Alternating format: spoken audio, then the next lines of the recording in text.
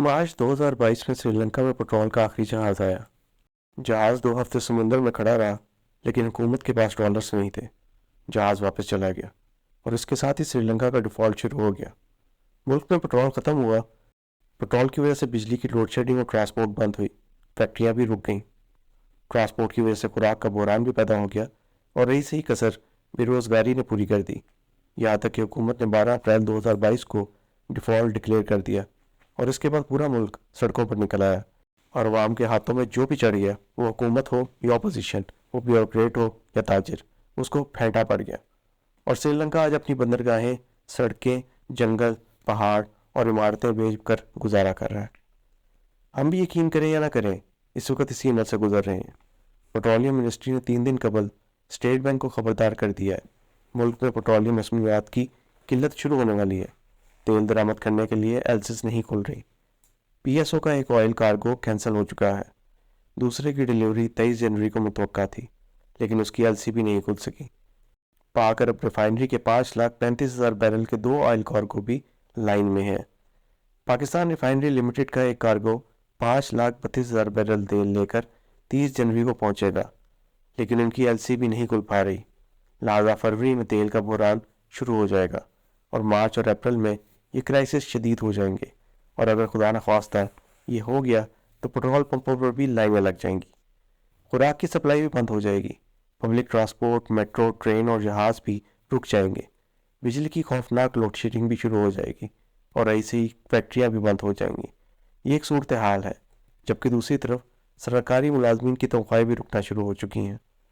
जनवरी में आधे सरकारी महकमों की तनख्वाहें 10 दिन लेट हुई।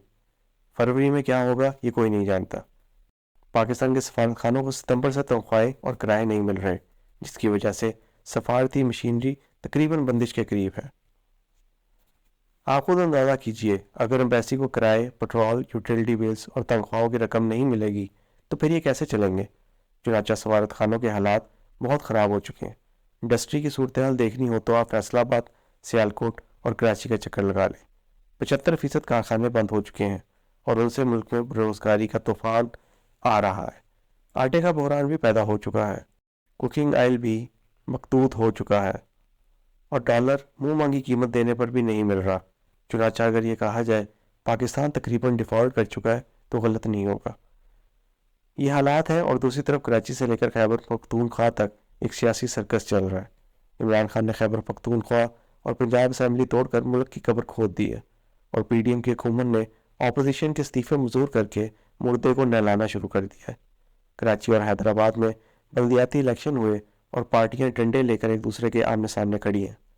पंजाब में निगरान वज़ीर आला के इंतखाब ने भी खिड़कियां तोड़ना शुरू कर दी हैं। मोहसिन नकवी चौधरी बरदरान के रिश्तेदार हैं। ये चौधरी शुजात हुसैन की भांजी के खावंद हैं और चौधरी परवेज़ इलाही इन्हें तस्लीम करने के लिए तैयार नहीं।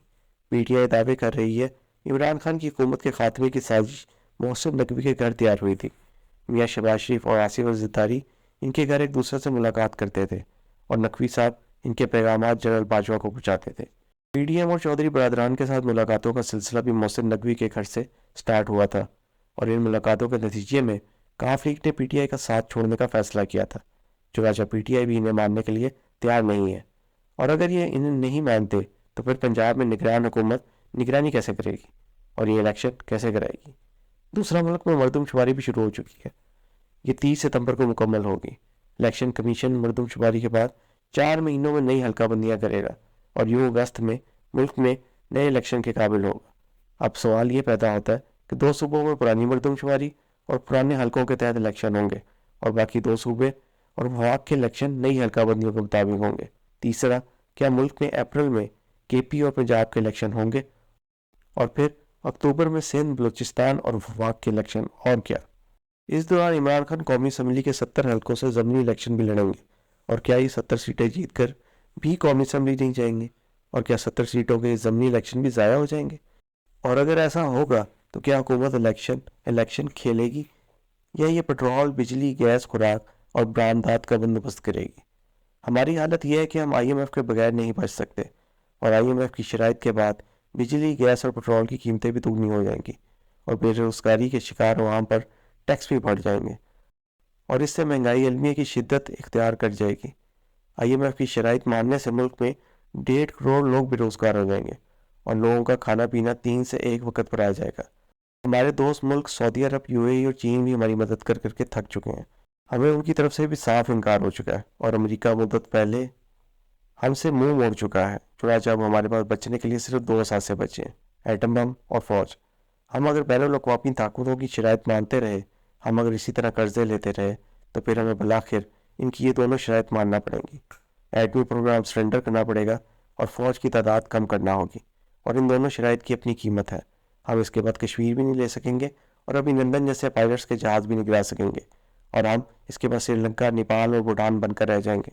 ہم یہاں فرض کر لیتے ہیں army chief general Asim Munir IMF، world bank, Saudi Arab اور چین کو منا لیتے ہیں اور یہ ملک آخری بار ہماری مدد کر دیتے ہیں، تو کیا یہ رقم بھی الیکشنز اور اس سیاسی بحران کا لقمہ نہیں بن جائے گی؟